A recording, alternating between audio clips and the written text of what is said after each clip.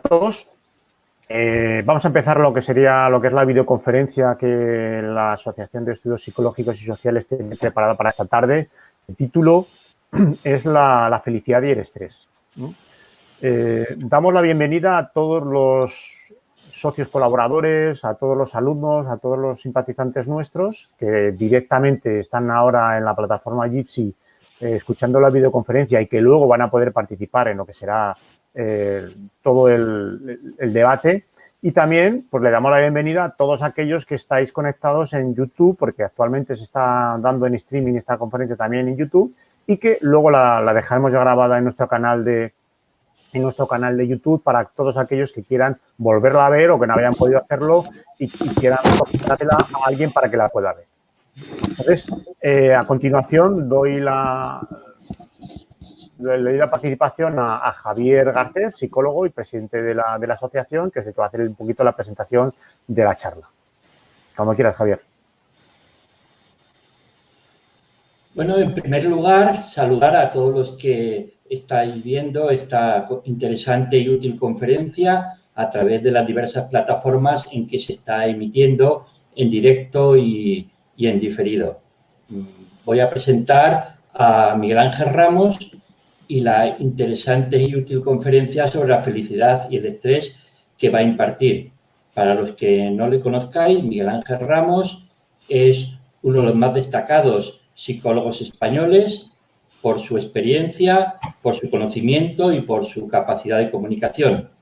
Es también profesor de los cursos y talleres de psicología práctica que imparte la Asociación de Estudios Psicológicos y Sociales, por lo que aprovecho para invitar a todos los que estáis viendo esta conferencia o los que vais a ver esta videoconferencia para que os suscribáis a nuestro canal y, sobre todo, para que visitéis nuestra página web psicosociales.com para poder enteraros de las actividades, de los cursos, de los talleres, tanto presenciales como online, que impartimos. Y como ya no quiero quitarle más tiempo a Miguel Ángel, cuando quieras. Bien, pues entonces os voy a silenciar a todos para que no haya ningún tipo, silenciar a todos para que no haya ningún tipo de interferencia. Ahora todos veréis que abajo, donde pone el micrófono, tendréis una cruz que estáis silenciados. Durante la charla, para que no haya ningún tipo de interferencia, pues vais a hacer el favor de manteneros silenciados y luego cuando ya se produzca el debate, ya cada uno podéis pedir la palabra y dándole a ese, vosotros mismos con vuestro ratón, dándole a ese icono, veréis que podréis hablar. Entonces, ahora paso ya a hacer la ponencia de la charla relacionada con el estrés y la felicidad. Bien.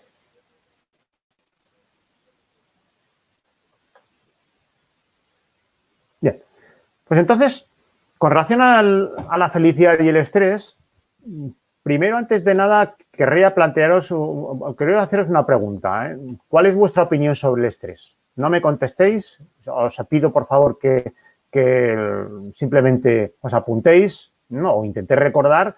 En el momento actual, si tenéis en cuenta lo que vamos a hablar de la felicidad o el título de la felicidad y el estrés, ¿cuál sería vuestra opinión sobre el estrés? ¿El estrés es dañino y se debe evitar y reducir y controlar? ¿O el estrés es útil y se debe aceptar y utilizar y aprovechar? Evidentemente, alguno dirá, sí, yo estoy un poquito de acuerdo con la A y con la B, o con la B y con la A. Simplemente os quiero que os decidáis, o por la A o por la B, no os quedéis en la mitad, porque a partir de ahora luego continuaremos y llegaremos al final. Vamos a hacer un pequeño experimento a ver lo que hemos conseguido en esta charla. Bien. Vamos a hablar un poquito con relación al experimento que hace replantearnos un poquito cuáles son nuestras creencias sobre el estrés. Hubo un experimento en 1998 con unos 30.000 adultos estadounidenses a los cuales se les planteó dos cuestiones. Una, ¿cuánto estrés habían experimentado el año pasado? Mucho, poco, regular. Y luego también se les preguntaba cuál era su creencia, qué creían sobre la tensión, si era nociva o no la tensión que provocaba el estrés, si era nociva o no lo era. Bien, pues al cabo de eso,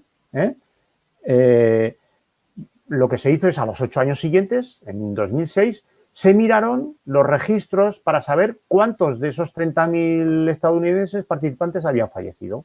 Ahora yo os plantearía que hicierais una reflexión. ¿Qué creéis? ¿Que murieron más los que habían tenido el año anterior, o sea, en 1997 estrés, habían pasado un año con más estrés o con menos estrés?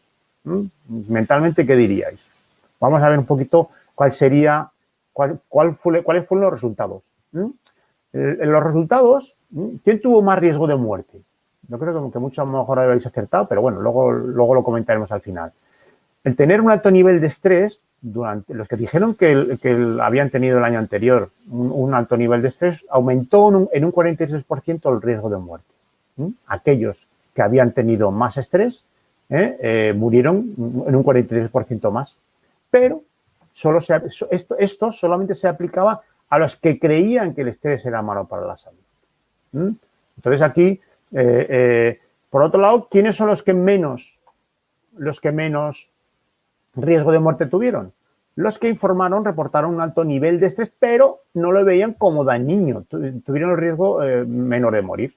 Entonces, incluso aquellos que habían tenido estrés murieron menos que los que no lo habían tenido. Esto, pues evidentemente, nos plantea que, como conclusión del estudio, que lo que mató a esas personas, a esos americanos, entre 1998 y 2006, no fue solamente el estrés, sino su combinación de que creían que el estrés era perjudicial. No solamente porque habían tenido estrés, sino porque creían que el estrés era perjudicial. Lo cual, a lo mejor a alguno lo sorprende. A mí, por lo menos, yo cuando leí esto, pues evidentemente me sorprendió, porque en realidad lo que más mató a estos americanos no fue el estrés como tal, sino el creer que el estrés era perjudicial. Ante eso, tendríamos una serie de preguntas a plantearnos de las conclusiones de este estudio. ¿Es posible que quienes creen que el estrés es dañino tengan un tipo de estrés distinto, diferente? Es decir, ¿tendrían un estrés más tóxico como posible, digamos, conclusión? O, otra pregunta también, ¿es necesario, además de enseñar a la gente a afrontar el estrés, a modificar esas creencias que tenemos sobre el estrés? Esas creencias que todos tenemos, que luego hablaremos por qué las tenemos o por qué en nuestra sociedad existe un relato muy parecido por todo el mundo con relación al estrés. Lo que es importante es que es fundamental que nosotros aprendamos a gestionar el estrés.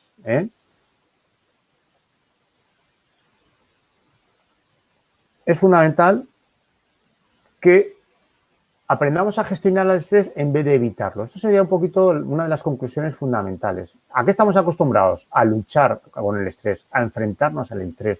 El estrés es nuestro enemigo, con lo cual nosotros tenemos que luchar contra él. Pero, digamos un poquito, la ponencia que yo quiero transmitiros es que el estrés puede ser nuestro enemigo, y de hecho lo es si creemos que es nuestro enemigo, pero también puede ser un amigo, puede ser un aliado si creemos que es un aliado. Y entonces, ¿por qué es mejor gestionar el estrés y no evitar luchar con él? Por un lado, porque nos puede hacer sentir más fuertes ante cualquier reto, ante cualquier situación en la cual yo tengo que hacer un desempeño alto, yo puedo ser más fuerte. ¿Por qué es también importante saber gestionar el estrés? Porque puede permitir usar la energía del estrés sin agotarnos. Lo veremos al final. En realidad, si yo lucho contra el estrés, lo que estoy haciendo es desgastarme, cuando lo que yo puedo utilizar es la energía que tiene ese estrés para conseguir mis objetivos. Otra cosa también muy importante, que también lo veremos al final, porque no hay que olvidar que esta ponencia es la felicidad y el estrés.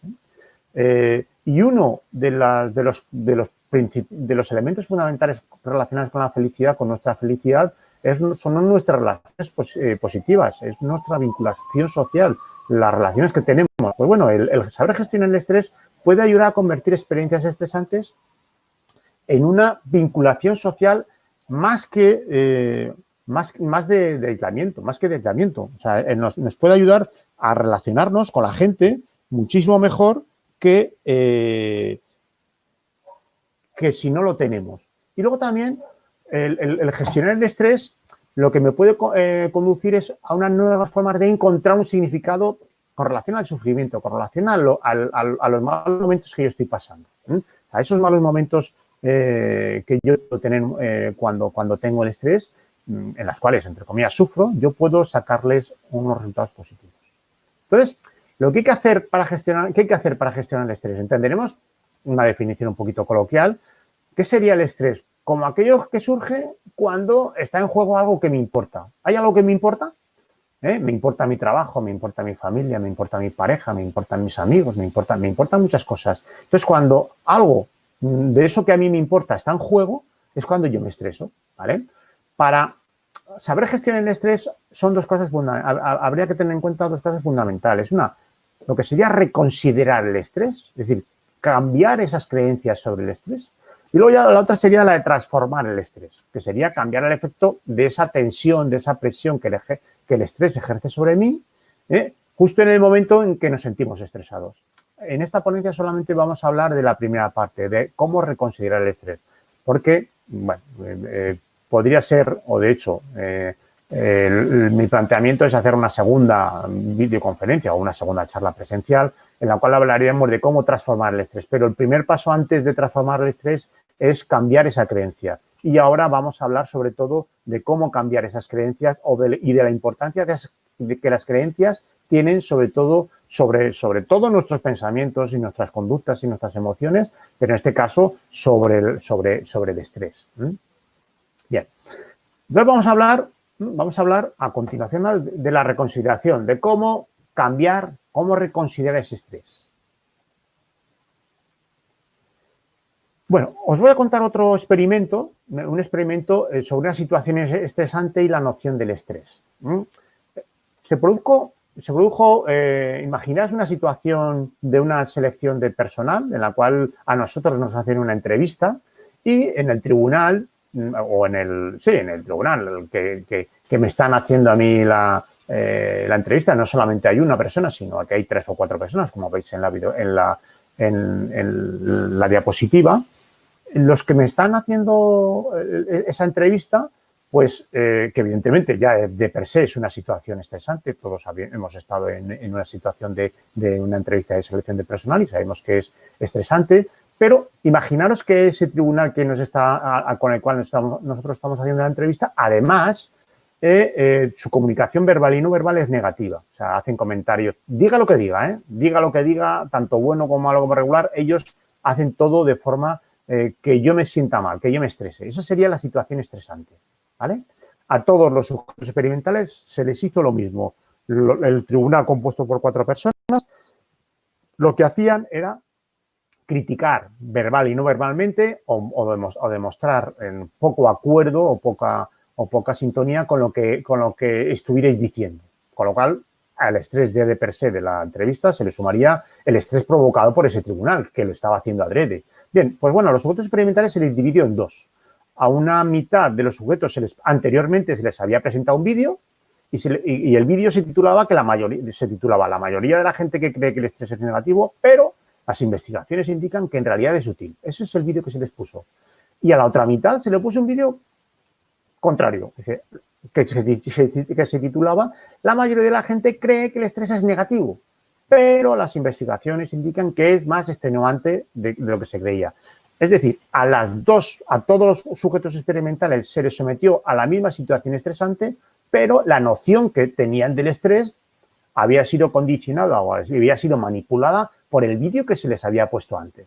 Vamos a ver un poquito ahora cuáles serían las consecuencias de esta investigación. A todos se les midió las hormonas del estrés que tenían. A todos los sujetos experimentales se les midió. ¿Qué hormonas se les midieron? Se les midió el cortisol, que es la típica hormona del estrés. El cortisol, ¿qué hace? Ayuda sobre todo a convertir el azúcar y la grasa en energía. El cortisol es un convertidor de energía. Transforma la grasa y el azúcar que tenemos en nuestro cuerpo en energía. ¿Para qué? Para ayudar a nuestro cuerpo y a nuestro cerebro. Altos niveles de cortisol aumentados en el tiempo, ¿qué hacen? Se acumulan problemas inmunológicos y de depresión. Y la otra hormona que no es tan famosa ni no es tan conocida del estrés, porque la más conocida es el cortisol, la otra hormona que también se les midió, ¿cuál fue? Tiene un nombre un poquito largo y complicado, pero es la de hidroepiandrosterona. Entonces, ¿cuál es la finalidad de esta hormona, de la dehidroepiandrosterona? Es una hormona que ayuda al cerebro a crecer, a desarrollarse, aumenta la plasticidad del cerebro y fijaros, contrarresta los efectos negativos del cortisol. Altos niveles de la dehidroepiandrosterona se asocian con reducido riesgo de ansiedad, también de menor depresión, afecciones cardíacas, menores neurogeneraciones y otros efectos relacionados con el estrés. Se midieron esas dos hormonas en todos los sujetos experimentales. ¿Cuáles fueron los resultados? ¿Qué creemos? ¿Qué creéis? ¿Que hubo más cortisol en esos sujetos experimentales que se les había se les había puesto el vídeo en las cuales el estrés era malo o era bueno? Pues bueno, aquí tenemos los resultados. Bueno, antes de eso, os quiero decir que un concepto también que es muy importante para ver las conclusiones es que hay un término que es el índice de crecimiento. El índice de crecimiento, en una situación de estrés, un índice de crecimiento sobre todo cerebral, es la proporción que existe entre esas dos hormonas, la dehidroepiandrosterona y el cortisol. Cuanto mayor es la proporción de dehidroepiandrosterona con relación al cortisol, mayor es el índice de crecimiento y viceversa. ¿Cuáles fueron los resultados? Pues bueno, los vídeos, el primer resultado o conclusiones es que los vídeos no tuvieron ningún efecto sobre el nivel del cortisol. Todos los sujetos experimentales que estuvieron sujetas a la misma situación de estrés, recuerdo una entrevista de selección de personal con un grupo de jueces, de entrevistadores que se preocupaban y se ocupaban en estresar al sujeto experimental, pues todos tuvieron la misma cantidad de cortisol. Donde sí hubo unas diferencias significativas fueron en que los que vieron en el vídeo el estrés, que el estrés era útil, liberaran mucha más dehidroepiandrosterona y tuvieron, por lo tanto, un índice de crecimiento más alto que los que vieron el otro vídeo. ¿Esto cuál es la conclusión?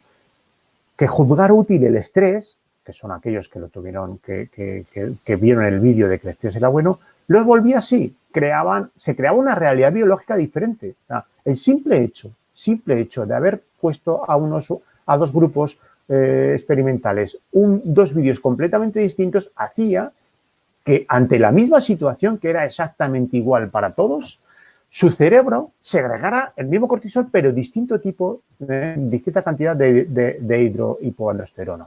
Y eso hizo que el índice de crecimiento aumentara. Lo cual, evidentemente, vemos cómo las creencias y los pensamientos influyen biológicamente sobre nuestro desarrollo. Entonces, esas creencias, que las creencias del estrés, básicamente las tenemos aquí, puede ser dañino y útil. Cuando yo creo que la creencia de que el estrés es dañino, que creo que experimentar estrés afecta a mi salud, a mi vitalidad, reduce mi desempeño, mi productividad, inhibe mi aprendizaje, mi crecimiento, y los efectos son negativos y deben de evitarse. Y tengo que evitar y luchar contra el estrés. Sin embargo, si pienso que el estrés es útil, entonces, ¿qué pienso? Que el estrés aumenta mi desempeño, mi productividad, mejora mi salud, mi vitalidad, facilita mi aprendizaje y crecimiento, y los efectos de estrés son positivos y deben de aprovecharse. Vemos aquí como la importancia de las creencias, que no solamente se han determinado. Hay que tener en cuenta que las creencias son las que van a determinar nuestros pensamientos, van a determinar nuestras emociones y también van a determinar nuestras conductas. No solamente estamos hablando, en este caso estamos hablando de las creencias sobre el estrés, pero también se ha demostrado que las creencias, por ejemplo, sobre la edad, sobre los ancianos, lo que creen los ancianos en a una determinada edad, condiciona determinadamente su vejez. Su vejez va a ser mucho mejor o peor dependiendo de si ellos creen que el que piensa que la vejez tiene que estar peor, no puede hacer tantas cosas y van a ser infelices por ser viejos, al final lo son. Y estamos hablando de experimentos, no estamos hablando de creencias, estamos hablando de que hay evidencias científicas de que eso es así. Entonces, en estas creencias del estrés, eso es lo que se ha demostrado. Luego, para cambiar las creencias sobre el estrés, ¿qué tenemos que hacer? Importante. Por un lado, reconocer el estrés cuando se experimenta. Yo estoy teniendo estrés. Ante eso, no tengo que rechazarlo, sino darle la bienvenida. El estrés, ¿por qué se produce? Según hemos dicho antes la definición. Porque algo me importa. es algo que sucede cuando está en juego algo que me importa. Pues bueno, yo tengo estrés. Bien. Bueno, ¿por qué tengo estrés? Porque me importa. ¿Qué me importa? Pues muchas cosas me importan. A cada uno le importan infinidad de cosas. Me importa mi puesto de trabajo. Estoy haciendo un proceso de selección y me importa mi trabajo, con lo cual, por eso estoy estresado. Con lo cual, le doy la bienvenida. Y uso la energía. El tercer paso sería usar la energía que ofrece el estrés en lugar de desperdiciarla tratando de controlarlo, de evitarlo. O sea, en una situación en la cual yo estoy, imaginaros antes de un examen que yo estoy estresado. También se han hecho experimentos. Ante una situación, imaginaos que vais a examinar el carnet de conducir y estás muy estresado. ¿Qué nos recomienda la gente? ¿Qué nos recomienda a todo el mundo? Y yo también lo he recomendado. Mi entorno es mía culpa. Tranquilízate, relájate, respira. Tu nivel de activación bajará y así vas a hacer mejor el examen. Pues bueno, eso se hizo en una situación experimental y a uno se les dijo que hicieran eso que estoy diciendo y que normalmente hacemos todo y hemos recomendado todos, incluso psicólogos, y a otros se les dijo, no. Cuando tú estás estresado, tienes que reconocer que estás estresado porque vas a dar un examen, pero tienes que alegrarte de que estás estresado porque ese estrés te va a ayudar a hacer mejor el examen, te va a ayudar mejor a superar la prueba del carnet de conducir. Y esos, al final, tuvieron mejor rendimiento que los que utilizaron la primera técnica, es de evitar y huir del estrés. Bien, pero ¿por qué el estrés tiene mala fama? Hay que recorrer un poquito de dónde viene la mala fama del estrés. Pues bueno, la mala fama del estrés viene de Hans Selye. Hans Selye fue un médico húngaro que en 1939 empezó a investigar con ratas. Empezó, no sé por qué motivos, el señor pues cogió unas hormonas de los ovarios de las vacas y empezó a inyectar a unas ratas y se dio cuenta de que las ratas que habían sido inyectadas con esa hormona del ovario de las vacas, pues tenían problemas de salud, tenían llagas, tenían problemas funcionales y muchas morían. Entonces, pues cogió y volvió a inyectarles otro tipo de producto y vio que también les pasaba lo mismo. Y al final, pues hizo dos grupos, uno de control y le inyectó pues una sustancia sin ningún tipo de importancia, como puede ser un suero fisiológico, y vio que también a ellas les pasaba, con lo cual al final llegó a la conclusión de que lo que le producía esos efectos negativos a las ratas eran el simplemente inyectar, digamos, el inyectar es algo, aunque lo que se le inyectaba no tenía ninguna importancia. Entonces, Selye, hay que tener en cuenta que todo, la mala prensa y la idea compartida socialmente por todos nosotros, y por mí el primero, hasta que llego a estas conclusiones de las lecturas que he hecho y de los libros, es que el estrés negativo se produce de las investigaciones que se hizo en situación de laboratorio artificial con ratas. ¿Por qué? Porque se dedicó iba a decir yo, y de hecho podemos utilizar el término, a torturar ratas, ¿no? La sometía a descargas eléctricas, la sometía a calor, la sometía a frío, la sometía a agotamiento, casi se ahogaban. Constantemente lo que hizo fue estresar ratas. Pero claro, como podemos comprender, el estrés de las ratas un poco tiene que ver con las ratas, tienen que ver un poco con los humanos, pero el estrés que les provoca en el laboratorio tiene que ver muy poco con el estrés que se les provoca a los humanos. Hombre, si hemos visto la película de los Juegos del Hambre, ¿no? En la cual ese estrés, si os acordáis de los Juegos del Hambre, ¿no? Y el que lo haya visto verá que ese estrés que se le produce a los humanos sí que es un estrés parecido al que se le hacia las ratas, pero tiene que ver muy poquito con la realidad. Es una película. Bueno, Selye utilizó el término estrés para referirse tanto, por un lado, a lo que les hacía las ratas, es decir, la tortura que les aplicaba a las ratas, como a la forma que el cuerpo reaccionaba ante ello. Selye sacó el término del estrés, no se lo inventó, lo sacó ¿de dónde lo sacó? De la ingeniería, ¿no? Los ingenieros siempre han dicho, un arquitecto dice que una viga está estresada cuando está sometida a unos pesos, a unas presiones superiores a las que puede soportar. Y entonces, en un momento determinado, esa viga colapsa debido al estrés. Bueno, él cogió ese término y lo trasladó al estrés, a la presión que él le ejercía sobre las ratas. Pero no nos quedamos ahí. La verdad es que es curioso, ¿no? Selye hizo, entre comillas, si me permitís la expresión, un pacto con el diablo, ¿no? Con las multinacionales del tabaco.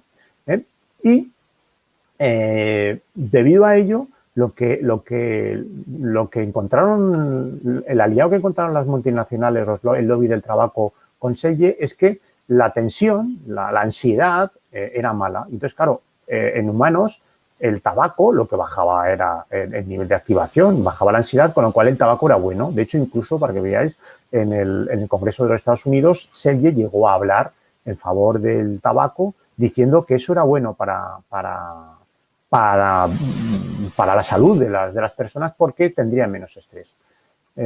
Debido a ello, ¿sabéis cuántas veces Selle fue nominado para el Premio Nobel de Medicina? 10 veces. 10 veces, evidentemente, con la presión del lobby del tabaco en sus espaldas. Yo creo que fue utilizado por ese lobby, como ha pasado, yo qué sé, con el lobby de las petroleras o con el lobby del azúcar, en la cual ahora ya sabemos que los azúcares no son tan buenos como nos lo ha intentado vender. Pero esa mala fama del estrés, ahí quedó. Selle fue internacionalmente conocido, mundialmente, daba charlas, y al final la idea suya era que la ansiedad era tóxica. Pero claro, estamos hablando de que sus conclusiones estaban sacadas de ratas sometidas a situaciones de tortura en laboratorios artificialmente. Pero él lo extrapoló al humano sin haber hecho ningún tipo de investigación ni nada. Luego, al final, Selle sí que llegó a reconocer que había dos tipos de estrés, el euestrés y el distrés, pero ya yo creo que fue demasiado tarde al final de su carrera, cuando el efecto que había conseguido publicitario y de marketing las tabaqueras era ya tan grande que el estrés era malo. Y ahí es donde nos viene toda esa influencia negativa. Entonces, hay una teoría que es la teoría del desajuste, y que es falsa. Esa teoría del desajuste defiende que la reacción al estrés es una respuesta instintiva que debemos reprimir constantemente, salvo que tengamos una situación extrema en la que haya que luchar o huir. ¿Por qué? Porque considera parte de una premisa falsa, y es que solamente hay una única reacción al estrés. O sea, para este planteamiento, y era la teoría y el planteamiento que tenía Selle, solamente podemos reaccionar al estrés atacando o huyendo. Hombre, la respuesta de ataque y huida, de lucha o huida, es una respuesta adaptativa, pues importante, pero no es la única. Claro, en nuestra especie que tiene alrededor de unos 100.000 años, pues evidentemente cuando estábamos en la sabana, nuestros ancestros estaban en la sabana y rodeados de peligros, pues constantemente todos los días tenían que estar constantemente o bien atacando o bien huyendo, defendiéndose de otras fieras, incluso de otros depredadores o de otros seres humanos o de animales, y también atacando para poder comer. Eso era la forma habitual de responder, pero no es la única. No hay una única de respuesta de estrés, sino varias con un perfil biológico distinto que motiva diversas estrategias de liderar el estrés. Y ahora vamos a hablar un poquito precisamente de esas distintas respuestas del estrés. ¿Cuáles son las principales respuestas prototípicas del estrés? Pues una, ya la hemos tocado, las situaciones de amenaza grave, está el ataque y huida. En esta, ¿qué segrega nuestro cuerpo? Sobre todo adrenalina y cortisol. ¿Para qué? Son situaciones que necesitamos energía, y entonces lo que necesitamos es que a nuestro cerebro llegue energía y nuestros músculos también. Y rápidamente lo que hace la adrenalina y el cortisol es rápidamente mandarnos energía a través de metabolizar nuestra grasa y nuestros azúcares en nuestro cuerpo. Esa sería una, pero no es la única. No es la única que enfocó Selle. No es la única que enfocó Selle y que según para estas situaciones de ataque y huida, nosotros todos los días, evidentemente todos los días, no se nos incendia nuestra casa o no tenemos una situación de atacar y de huir. Esporádicamente las podemos tener, también depende de en qué contexto social vivamos, de en qué país, ¿no? Pero no estamos situados a eso. Esas situaciones de amenaza, sobre todo amenaza vital. Luego hay otras situaciones que son las más interesantes, sobre todo porque son desconocidas y que es importante que las tengamos en cuenta. Esta sería la de desafío y la de reto. Ante ello, ya no segregamos tanto adrenalina y cortisol. Si nos acordamos del experimento que hemos visto con el estrés provocado en la entrevista, en situaciones de desafío hay mayores niveles de hidroepiandrosterona, mayores niveles, con lo cual el índice de crecimiento es mayor. En estas situaciones no muy amenazantes, son amenazantes, pero no es una amenaza de vida o muerte, como puede ser las de huida y ataque. Nos ayudan a desenvolvernos bajo presión y nos permiten recuperarnos y aprender de la tensión. Digamos que, lo veremos luego, lo que hace mi cuerpo es aprender, crecer, desarrollarse. Desde el punto de vista el índice de crecimiento es un índice de crecimiento cerebral, plástico, de mis células, de mi cerebro, pero también es psicológico. Entonces, esas son otras. Pero no solamente tenemos ese tipo de propuestas, hay otras propuestas más, otros prototipos de respuestas más. Esta es muy importante, que es la de atender y amistad. Amistad es relacionarse y hacer amistades, que, como luego veremos, es tan importante, y ya hemos comentado, para mi felicidad y relaciones positivas. Bien, entonces, ante eso, en situaciones de amistad, ¿qué hago yo? ¿Qué hace mi cerebro? Segrega más oxitocina. La oxitocina es la hormona del amor.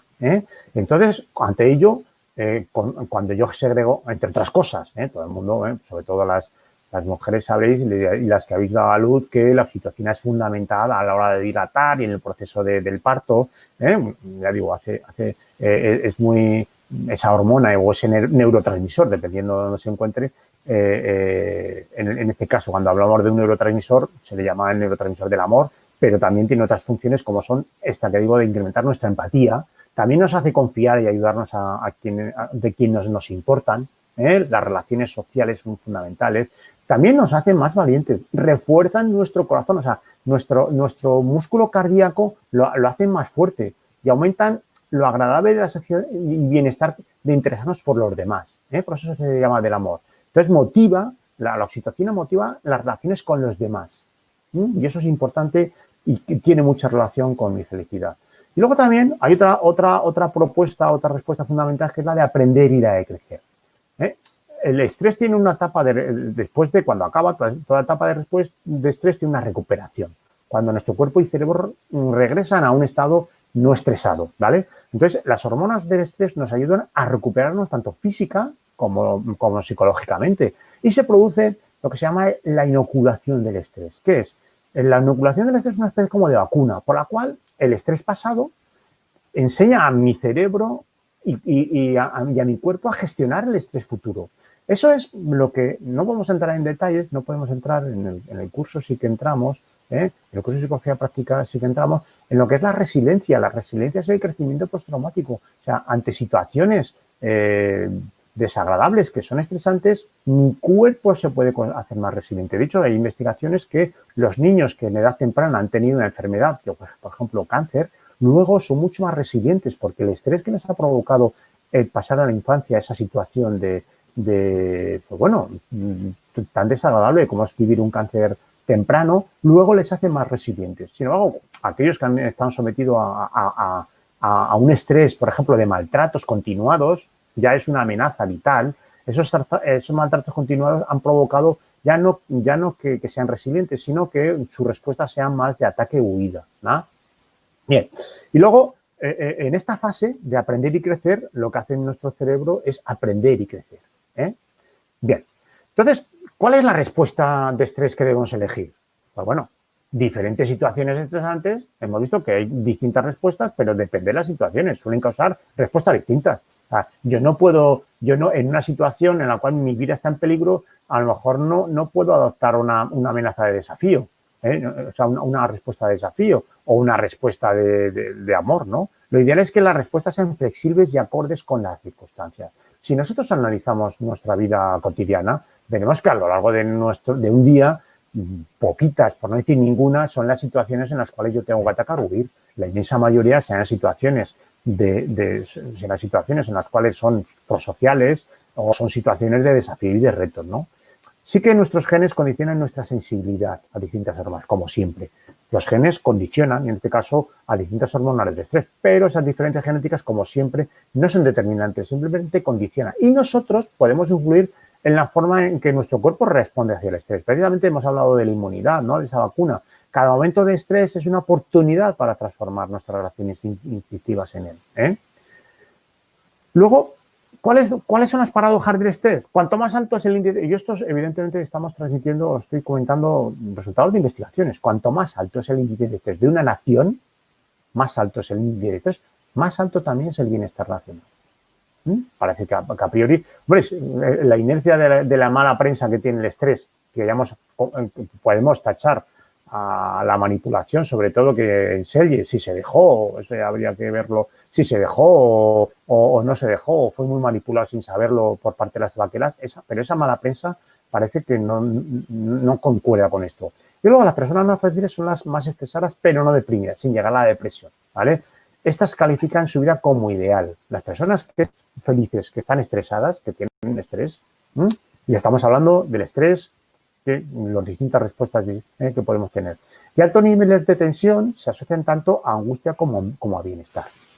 Bien, pues entonces, el estrés y el significado de la vida. Ya estamos acabando la ponencia, y veremos al final cómo el significado de la vida es otro de los pilares fundamentales, de los 5 pilares fundamentales de mi felicidad. Entonces, las personas con una vida muy significativa, o sea, que su vida tiene mucho significado, se preocupan más y tienen más estrés que aquellos que una vida menos dotada de sentido. La gente que su vida no tiene sentido, no tiene estrés. Y evidentemente son menos felices, porque ese sentido de la vida les provoca felicidad. Ya lo comentaremos después. Cuando las principales fuentes de estrés se empalman, se unen, son las principales fuentes de significado, o sea, el estrés y el significado se unen, es obvio que la tensión contribuye incluso al bienestar. Yo le puedo dar significado, y lo veremos más adelante, le puedo dar significado a mi vida, a mis objetivos, plantearme objetivos, mis tareas, pues todo eso. Si yo lo relaciono bien con el estrés, al final aumenta mi felicidad. Y luego las experiencias que dan origen al estrés cotidiano pueden ser también fuente de satisfacción. Yo tengo estrés constantemente, pero eso puede ser fuente de un conflicto, una discusión con mi pareja. Yo la puedo enfocar con una respuesta de ataque-huida, o yo la puedo enfocar con una respuesta de amistad y de amor, ¿vale? Y entonces, depende o un problema con un hijo, exactamente igual, o un problema con un familiar, o con un compañero de trabajo. Entonces, todo depende de esas pequeñas situaciones cotidianas, lo que llamamos el estrés cotidiano, ¿no? Los estresores múltiples que yo tengo diariamente, si los enlazo, le pueden dar sentido a mi vida. Pero debemos tomar decisiones de vernos de otra manera. Antes hablamos de que la gestión del estrés me puede ayudar a paliar ese malestar que yo tengo cuando estoy teniendo estrés, pero le puede dar significado. O sea, una crisis matrimonial evidentemente pues, me produce sufrimiento, pero ese estrés provocado por ese sufrimiento yo lo puedo reorientar bien. Con lo cual, la forma en la que hablamos del estrés es fundamental. ¿Por qué es fundamental la forma en la que hablamos del estrés? Porque es una representación de lo que yo creo del estrés, de lo que yo pienso del estrés, de las emociones que me provoca ese estrés y de mi conducta. Entre el lenguaje y el pensamiento y mis emociones existe una gran relación. Bien, ya estamos acabando. Dice, el coste de evitar el estrés. Lo que se llama generación de estrés es la consecuencia irónica de que querer evitar el estrés termina generando más fuentes de ansiedad. O sea, al mismo tiempo que agotan los recursos que sustentan. Lo hemos comentado antes un poco. Cuanto más quiero luchar contra ese enemigo, que yo creo que es mi enemigo, más me desgasto yo y de esa lucha salgo disminuido. Y es una contradicción. Cuanto más quiero luchar contra mi estrés, más me estreso. Aunque evitar el estrés puede parecer una estrategia racional, casi siempre resulta contraproducente. Uno de los beneficios de aceptar el estrés es que encuentras la fuerza que necesitas para conseguir metas, que veremos ahora que es tan importante para ser feliz, y soportar experiencias difíciles pero significativas. Entonces, aquí llegaremos un poquito a la cruenda. No hay que olvidar que lo que hemos hablado o lo que os intento transmitir, aunque nos dejaría, estamos hablando sobre todo de cómo reconsiderar el estrés, faltaría la de cómo transformar luego el estrés cuando lo tengo, pero bueno, de la relación entre la felicidad y el estrés, una adecuada gestión del estrés nos puede ayudar a ser más felices. ¿Por qué? Porque influye sobre los 5 pilares de mi felicidad. Los 5 pilares de mi felicidad los vemos ahí. Son las emociones positivas, las relaciones positivas, la entrega, el engagement o las actividades de flujo, las metas, el establecimiento de objetivos y la vida significativa. Ya hemos hablado de las relaciones positivas y de la vida significativa y también de las metas. Y vemos cómo ahí pongo el montón de neurotransmisores, de hormonas que están relacionadas con esa con ese pilar de la felicidad. Entonces, o bien por acción o por omisión. Vemos que, por ejemplo, para las emociones positivas, que es importante, la dopamina. ¿La dopamina qué es? Es la hormona del placer, la que nos lleva a hacer cosas. La serotonina es la hormona de la felicidad. La oxitocina, ya hemos visto, es la del amor. Las endorfinas son las que permiten evitar dolores. Pues todo eso hace que yo tenga emociones positivas. Y si yo gestiono bien mi estrés, tendré esas emociones positivas. Si por contra mi respuesta no es la adecuada, lo que me provocará el estrés es disminuir mi dopamina, disminuir mi serotonina, no tendré oxitocina y también disminuirá mis endorfinas. En las relaciones positivas vemos que también influye, las endorfinas no influyen, pero sí la oxitocina, serotonina y la dopamina, exactamente igual. Ya hemos visto cómo esa oxitocina, hormona del amor, pero la serotonina y la dopamina exactamente igual. En la entrega, en las actividades de flujo, exactamente igual. La dopamina influye y la de hidroepiandrosterona. Aquí vemos como también, tanto la entrega como las metas y la vida significativa. Entonces vemos cómo, y también la vida significativa, influyen todas esas hormonas que son hormonas todas relacionadas con la felicidad. Entonces, si yo gestiono bien mi estrés, al final esas hormonas me provocarán muchísima más felicidad. Que es un poquito el planteamiento o digamos, la idea fuerza de la ponencia. Mis creencias sobre el estrés van a favorecer que yo sea más feliz, con lo cual yo no tengo que luchar contra el estrés. El estrés es mi aliado, pero tengo que saberlo gestionar y tengo que saber reaccionar de una manera. Entonces, a priori, mis creencias son las que determinan cómo reacciona mi cuerpo y hemos visto ejemplos de investigaciones en las que lo determinan. Bien, entonces ahora yo simplemente al principio os he hecho un planteamiento, ¿no? ¿Qué opináis del estrés? Os he dicho que pensarais la A o la B. Y ahora pues os hago lo contrario, ¿no? Ahora cuando acabemos os preguntaré un poquito ¿qué habéis pensado? Si habéis pensado A y ahora seguís pensando A, o habéis pensado B y seguís pensando B, o habéis cambiado un poquito para que nos sirva. Y bueno, entonces ahora ya en este momento pues acabaríamos lo que sería la ponencia